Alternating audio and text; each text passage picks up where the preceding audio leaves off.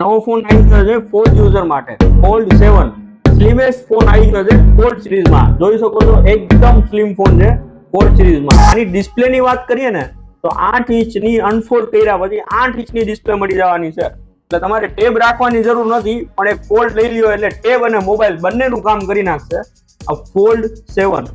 હવે આની વાત કરીએ ને થિકનેસની, આપણે ટાઈપ સી ચાર્જર હોય ને એટલી સાઇઝની ખાલી થિકનેસ છે. આમાં જોઈ શકો છો તમે, ખાલી ટાઈપ સી ચાર્જર લાગે ને એટલી જ થિકનેસ છે.